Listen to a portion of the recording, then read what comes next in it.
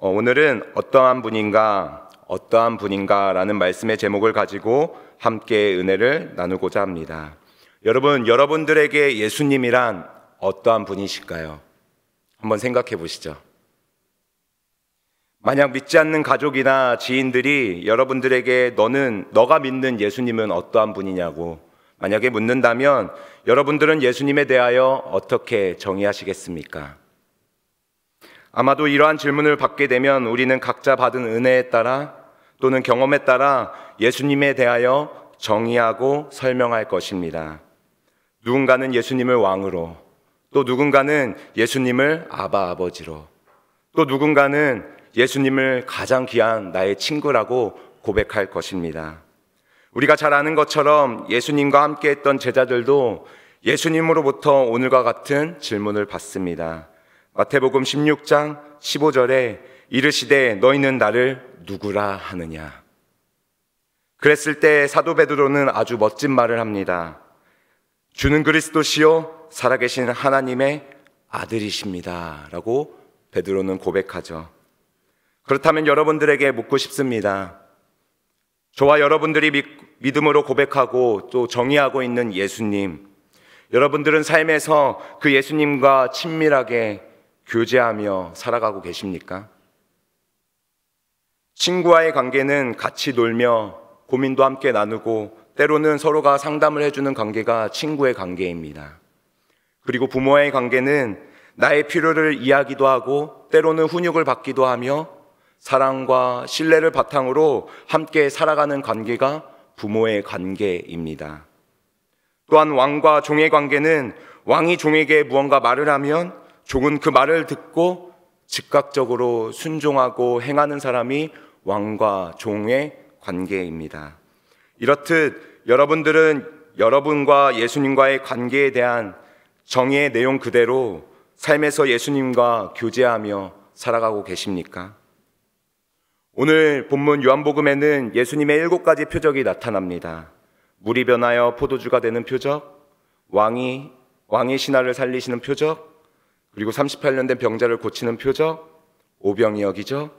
그리고 날 때부터 소경된 자를 고치시는 표적, 죽은 나사로를 살리신 사건, 그리고 십자가의 부활. 이렇게 총 7가지의 표적들이 나타납니다. 그리고 이 표적들 안에는 다른 복음서와는 다른 특별함이 담겨져 있습니다. 영어 성경을 보면 다른 복음서에서는 예수님의 표적들을 미라클이라고 쓰여져 있습니다. 그러나 요한복음에서는 예수님의 표적에 대하여 이야기할 때 미라클이 아니라 사인이라는 단어로 사용되곤 합니다. 여러분, 사인이 무엇인가요? 상대방과 나 사이에 서로만이 주고받아 알 수 있는 것을 우리는 사인이라고 이야기합니다. 요한복음에는 이러한 7가지 사인들이 있습니다. 그리고 그것을 통해 요한복음의 저자인 요한은 오늘을 살아가는 우리에게 주고자 하는 공통적인 메시지가 담겨져 있다라는 것입니다. 오늘 본문은 요한복음에 나타난 예수님의 7가지 표적 중 6번째인 죽은 나사로를 살리신 사건 이후 수많은 이스라엘 백성들이 예수님을 따르고 있는 상황 가운데 나타난 한 장면입니다. 본문을 보면 예수님께서는 유월절을 맞이하여 예루살렘으로 향하십니다. 그리고 이 소식을 들은 이스라엘 백성들은 종려나무 가지를 들고 예수님을 환호하며 맞이합니다. 그리고 예수님을 향하여 호산나 찬송하리로다 주의 이름으로 오시는 이 곧 이스라엘의 왕이시여 라고 외칩니다. 여기에서 나타난 이 외침은 그냥 외침의 수준이 아닙니다. 원문을 보면 강렬하고도 열정적으로 외쳤다라고 쓰여져 있습니다. 호산나 찬송하리로다 주의 이름으로 오시는 이 곧 이스라엘의 왕이여. 아마도 이 목소리보다도 더 크게 이스라엘 백성들은 예수님을 향하여 환호하고 소리쳤을 것입니다.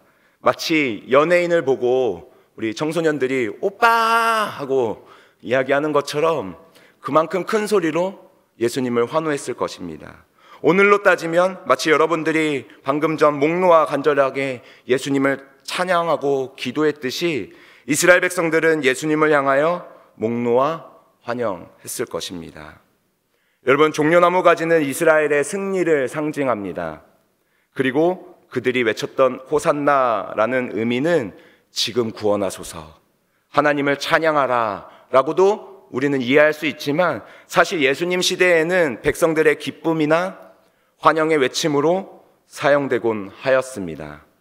그렇게 본다면 여기에 백성들이 외치고 있는 호산나라는 표현은 구약에서 예언된 메시아, 낮은 모습으로 오셔서 우리를 구원하실 예수 그리스도로 이해하고 고백한 외침은 아닙니다. 이것은 자신들을 구원할 정치적 영웅, 소위 말해 나도 나사로처럼, 나도 38년 된 병자들처럼 예수님으로 인하여 이 땅에서 필요들이 채워질 것들을 기대하며 그러한 왕으로서 소망을 가지고 예수님에게 외쳤던 고백이라고도 볼 수 있습니다. 이러한 상황 가운데 예수님께서는 어린 나귀 한 마리를 보십니다. 그리고 그 나귀에 올라타죠. 사람들은 아마도 의아해했을 것입니다. 아니, 왕으로 오신 예수님께서 부의 상징인 말이 아니라 평민들이나 타는 나귀를 타신다고? 노동용 짐승으로 사용하였던 그 나귀에 올라타셨다고? 이건 말이 안 되는데? 라고도 아마 생각했을 것입니다. 그러나 이것은 예수님께서는 구약 성경에 예언된 말씀을 성취하기 위함이었습니다. 그리고 백성들에게 말씀하십니다. 내가 이것을 타는 것에 두려워하지 말라고, 놀라지 말라고 말씀하십니다. 그리고 스가랴 9장 9절 말씀을 인용하시죠. 왕이 내게 임하리니 그는 공의로우며 구원을 베푸시며 겸손하여서 나귀를 타시나니 나귀의 작은 것 곧 나귀의 새끼니라 라는 구약의 말씀을 지키기 위함이라고 예수님께서는 백성들에게 말씀하고 있습니다. 즉, 나는 이 땅의 힘으로 이스라엘을 해방시키는 정치적, 군사적 메시아가 아닌 십자가에 못 박혀 죽음으로 구원을 이루는 겸손의 왕으로 이곳에 왔다라는 것을 직감적으로 말씀하고 계시는 것입니다. 그러나 그곳에 있는 사람들, 심지어 제자들과 성경을 좀 연구했다라고 이야기하는 바리새인들조차 예수님의 말씀을 전혀 깨닫지 못하고 있습니다. 그리고는 계속해서 예수님과 함께 있던 무리들은 이전에 있었던 눈에 보이는 예수님의 표적, 즉 사인이 아니라 미라클에만 집중하며 예수님을 환호하고 있는 상황입니다. 그리고 그 결과 사람들은 그 예수님을 올바른 이해 없이 이 땅의 왕으로서 섬기고 경배하고 있는 장면이 오늘 본문의 장면입니다. 여러분, 그런데 그거 아십니까? 예수님을 이렇게 열광하고 또 환영하고 환호했던 이들이 나중에는 예수님을 십자가에 못 박으라고 소리치는 자들로 변합니다. 호산나, 찬송하리로다, 주의 이름으로 오시는 이여 라고 그렇게 목 놓아 외쳤던 자들이 이제는 예수님을 십자가에 못 박으라고 목 놓아 외치는 자들로 변하는 것을 우리는 성경을 통해서 알 수 있습니다. 왜 그랬을까요? 예수가 자신들이 기다리고 기대했던 왕으로서의 모습이 아니었기 때문입니다. 사랑하는 여러분, 예수님은 우리의 친구이십니다. 그리고 우리의 아버지이시기도 하죠. 이것은 결코 틀린 말은 아닙니다. 그러나 우리가 예수님에 대해 가장 본질적으로 알아야 하는 것은 예수님께서는 온 인류를 창조하시고 하나님의 아들이라는 사실입니다. 그리고 그 예수님께서 이 땅 가운데 우리의 죄를 위하여 인간의 몸으로 또 겸손의 왕으로 오신 구원자라는 그 사실을 믿으셔야 합니다. 아멘이십니까? 뿐만 아니라 예수님께서는 여전히 죄 가운데 있는 우리를 선한 곳으로 인도하시기 위하여 오늘도 우리의 삶 가운데 동행하고 계신다라는 사실입니다. 그리고 예수님께서는 이제 저와 여러분들에게 예수님 자신과 같은 길을 함께 걸어가자고 말씀하고 계신다라는 겁니다. 사랑하는 여러분, 우리는 예수님을 믿는 그리스도인입니다. 그리고 우리는 매 주일, 매 예배의 자리에서 목 놓아 예수님을 부르짖어 경배합니다. 통곡하며 또 눈물로써 하나님을 예배하며 나아가고 있습니다. 뿐만 아니라 예수님을 나의 아버지라고 또 나의 하나님이라고 스스로 은혜 안에서 예수님에 대하여 정의하고 그 정의대로, 여러분들이 만든 그 정의대로 예수님을 찬양합니다. 그런데 정작 예배당을 떠나 삶에서 내가 감당하기 힘든 일들을 맞닥뜨리거나 어려운 일들이 생기게 되면 나의 상황을 예수님께 내려놓고 그분의 뜻하심과 그분의 일하심을 구하기보다는 예수님을 원망하거나 오히려 예수님을 등진 채 세상의 방법을 의지할 때가 우리에게는 참으로 많이 있습니다. 여러분, 이것은 오늘 본문에 나타난 이스라엘 백성과도 같은 반응을 하는 모습입니다. 아니, 좀 더 극단적으로 표현한다면 예수님의 존재를 실질적인 믿음이 아닌 나의 결핍과 나의 필요를 위해 스스로를 가스라이팅하며 착각 속에서 예수님을 믿는 척하며 살아가고 있는 것은 아닐지 모르겠습니다. 때문에 신앙생활을 할 때에 여러분, 예수님과의 건강한 관계를 형성하는 것이 매우 중요합니다. 그리고 그 관계 안에서 날마다 하나님의 은혜를 갈망하고 또 하나님께서 부어주시는 은혜를 누리며 살아가는 것이 참으로 중요합니다. 때로는 인생을 살아가다 보면 우리가 생각하고 원하는 방식과 예수님께서 우리를 인도하시는 계획이 매우 다를 수 있습니다. 그럴 때 중요한 것은 평소 하나님과의 관계 속에서 나타나는 나의 믿음의 태도입니다. 우리의 생각을 잠시 내려놓고 주님의 뜻을 묻고 구하고 듣고 그리고 순종하며 따르는 삶, 이것이 건강한 믿음이요 올바른 그리스도인의 모습입니다.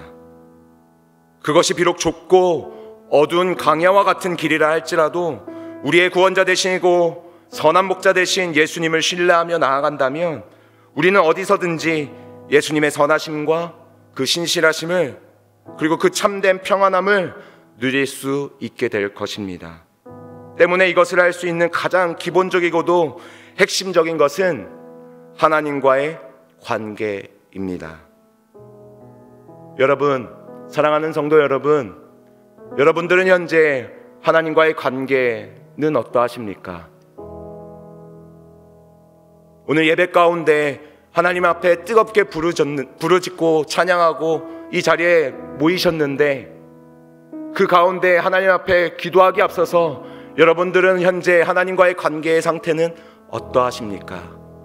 우리가 온전히 하나님과의 관계가 회복되지 않은 채 나의 필요와 나의 요구만을 하나님 앞에 간구한다면 우리는 마치 오늘 본문에 나타난 이스라엘 백성들과 같은 모습으로서 신앙생활을 하게 될 것입니다. 짐 와일더라는 신학자는 임마누엘 일기라는 자신의 책에서 예수님과의 관계 단절에 대한 결과를 다음과 같이 이야기하고 있습니다. 통화가 중간중간에 끊기듯 하나님과의 관계에서 단절을 반복적으로 경험하게 되면 사람들은 하나님에 대한 신뢰가 약화되는 것을 경험하게 됩니다. 고통 속에 홀로 방치되었다는 생각이 밀려오면서 자신을 향한 하나님의 선하심을 의심하기 시작하는 것입니다. 하나님의 선하심에 대한 불신은 하나님과의 접속과 교감의 실패를 거듭할 때 강해집니다.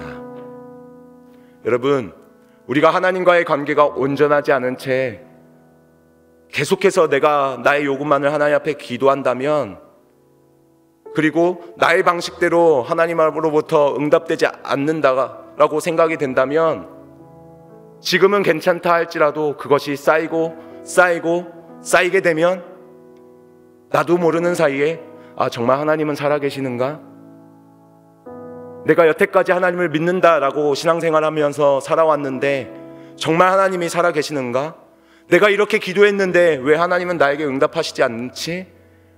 라는 생각을 하다가 하나님을 떠나게 될 경험을 하게 될 수도 있습니다.